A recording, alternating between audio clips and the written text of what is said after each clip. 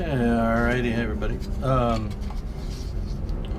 So we have the underside of the right wing completely infilled. I don't know if you can see how we did capture that little bit of a concave airfoil section of the lower wing, underwing, top of the wing, concave airfoil section. So, and as you can see, the center has been infilled, which as I said earlier, I do that first, the center section. If there are two center sections, then I fill those one at a time until, again, the center area of the wing is complete, leaving only the leading and trailing edges. So it's all pretty straightforward the way I showed you in the first video. The only exception is the trailing edge, and the reason for that is that this is a uniform thickness sheet of 3/32, in this case 3/32 balsa wood. And what you could see is here I've thinned it down a little bit.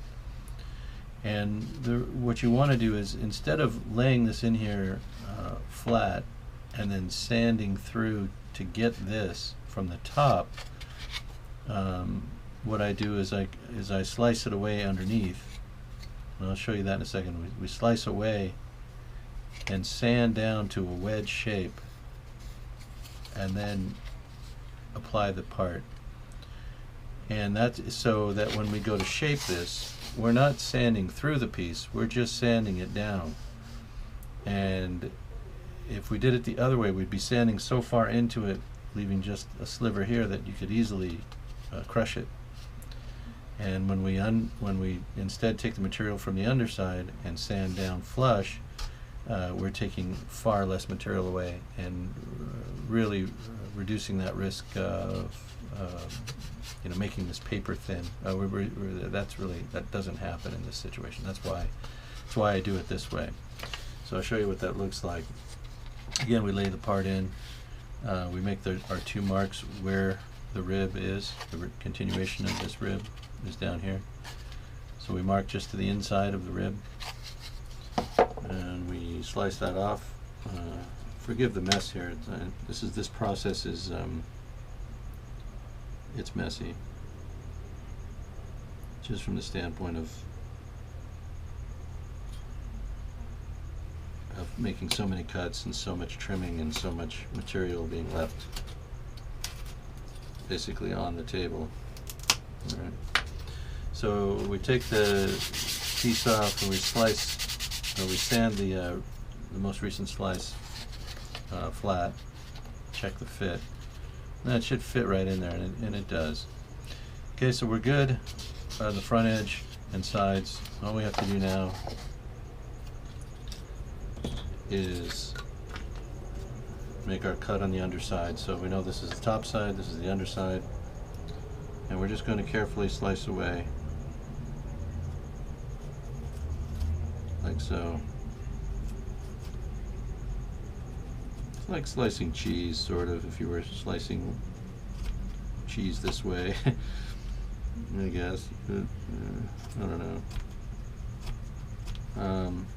This takes a bit of practice, to get that. And even if it's not that clean, you're going to sand a little bit of it anyway. And you could probably do the whole thing just by sanding. But then you get a lot of roundness, and this way you get a nice clean taper. Tapers down nice to a nice clean edge, and it's consistent, across that surface. So now next we want to make sure we get this piece in here tightly all the way around. And the way I do that is I just apply the cement to the stringer, and just a little bit up each side of the two ribs there that are parallel, and then you just come in here and pop that in flush, or as I like to leave it, just a bit over the top there. a bit heavy on the top, just like a 1/64 of an inch proud. Alright, and you let that set for a couple of seconds. It doesn't take long at all. Again, this super glue CYA adhesive sets up pretty quick, and then you're just going to come in here and just run a bead underneath, pin that down. Alright, so we've got the front and back really nicely pinned, and then you're just going to run a bead along the side seams, and it'll wick right into that gap. You don't have to worry about the glue just being on the surface there. It wicks right into that wood. And you just give it one little final kind of a press, a little bit of pressure, just to make sure that you've got it seated in there. And that's how we do the trailing edge. Now there's a bit of overhang. I like to cut them long instead of shy. I've already done a touch of sanding here, but leave them a little bit long here on the back edge, because your sanding is going to take care of that. At some point you'll come along with your long block here and just make that all flush and square and straight. You can take and measure from the leading edge of the leading edge to the trailing edge, and whatever that consistent number is. I'm looking at 4 3/8 inches here, and it should be about that here, and it is. Yeah, 4 3/8 exactly. So we've got a nice consistent wing. We're straight. We're not doing this or this. We've got a nice straight candy bar wing, chocolate bar, whatever they call that when it's a straight wing like this. At any rate, that's pretty much it. That's the trailing edge of the top of the wing. Trailing edge on the bottom is no different than any other part of it. You want to get against the leading edge. You just want to get in behind the back of that leading edge. Again, sandpaper and filler takes care of the rest. Just nice consistent line all the way down. You do the same on the top. This is the only variable is the trailing edge, where you do this little bit of trimming to get that wedge, to get that to sit down on there. And then again, as we sand this now, we're not really sanding through the material anymore. We're just kind of getting it.